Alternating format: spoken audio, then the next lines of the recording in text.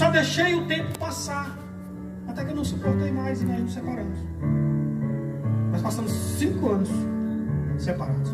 E a minha falha, o meu pecado, o meu erro, como eu digo a vocês, não traz consequências só para você, não. Se o meu erro tivesse trazido só consequências para mim, eu era merecedor de tudo aquilo. Se viesse o castigo e a morte sobre mim, eu era merecedor. Porque eu falhei.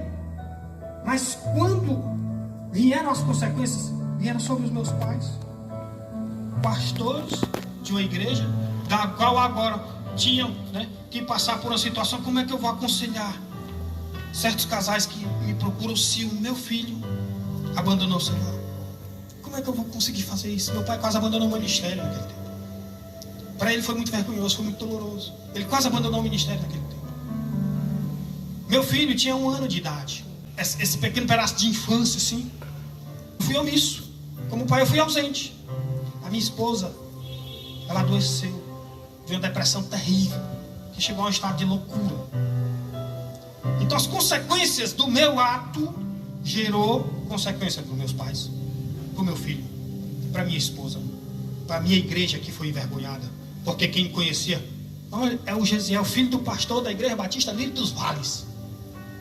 Trouxe vergonha ao evangelho, porque aqueles que me conheciam diziam assim, e é porque é crente, e está agindo assim, abandonou a mulher, abandonou a casa, saiu do seu lar. Então os meus atos trouxe consequência a todos esses que estavam ao meu redor. Então aconteceu isso na nossa vida. Eu tive a graça de que minha família não cessou de orar por mim. Minha mãe não parava de orar por mim. Minha vozinha morreu com 99 anos, 9 meses e alguns dias quase completou 100 anos. Mas era uma mulher, eu tenho certeza, era a minha maior intercessora. Era uma mulher que orava por mim constantemente. Meus pais orando por mim, minha esposa orando por mim, minha igreja orando por mim, meus familiares orando por mim. E foi por conta da oração deles que eu não sucumbi. Porque eu estava vivendo, eu abandonei a minha casa, eu abandonei a igreja, eu estava afastado do evangelho, eu estava vivendo uma vida de pecado. E se eu morresse nesse tempo, eu mereço o inferno. Mas pela misericórdia de Deus, e ouvir a oração desses que estavam intercedendo por mim, eu fui poupado, porque situações de perigo e de morte eu passei por várias vezes. E Deus teve misericórdia da minha vida. Até que um dia eu fui tocado pelo Espírito Santo. Problemas foram acontecendo na minha vida e consequências foram se arrastando. Problema na minha vida emocional, problema na minha vida sentimental, problema na minha vida financeira, problema na minha vida física. E tudo consequência das minhas escolhas. Eu não podia culpar ninguém sobre o que estava acontecendo comigo. Um dia o Espírito Santo me tocou. Eu fiquei na casa dos meus pais. E eu fiquei 3 dias praticamente trancado num quarto, orando constantemente e chorando constantemente. O Espírito Santo me tocou. E foi naquele momento onde eu tive que clamar a Deus o seu perdão e a sua misericórdia para com a minha vida. Naquele momento eu estava quebrantado e arrependido de tudo que eu tinha feito. E eu só saía daquele quarto para pedir perdão às pessoas. Eu saí do quarto, pedi perdão aos meus pais. Meu filho foi lá para me visitar. Eu peguei meu filho, eu abracei meu filho, me perdoa. Sexta, sábado e domingo. No domingo, mãe, eu quero ir para a igreja. Estou com saudade da igreja. Estou com saudade dos irmãos. E nós fomos para a igreja, era um culto de Santa Ceia. E quando aquele culto estava demorando a iniciar, eu me apressei, eu com aquela ansiedade, querendo adorar a Deus, querendo louvar. Eu disse, mãe, está demorando.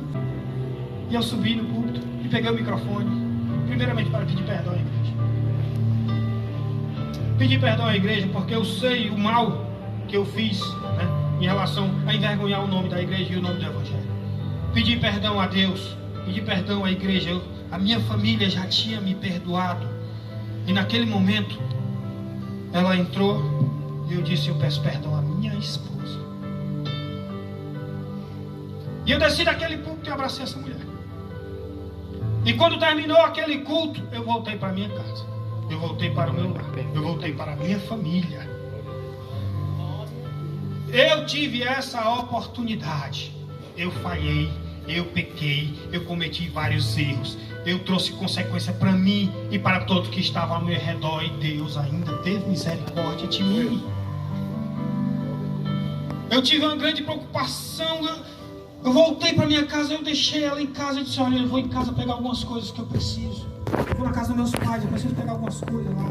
E eu demorei a retornar e ela já ficou com aquele pensamento, duvidando. Eu acho que ele já se arrependeu. Acho que ele não quer voltar para casa, não está demorando muito. Eu estava procurando algo que era muito importante para mim. Era muito importante para selar. Eu estava procurando a minha aliança. E eu não encontrei a minha aliança. Eu procurei em alguns pertences, em alguns... Onde será que eu guardei isso? Eu não sabia. E eu até comecei a pensar, alguém roubou. Né? No dia seguinte, fui lá na Romanel. Comprei uma aliançazinha logo. Não vou dar sem aliança. Eu tenho que já sinalizar para o mundo, para o inferno, para o diabo, que a minha aliança está sendo restituída.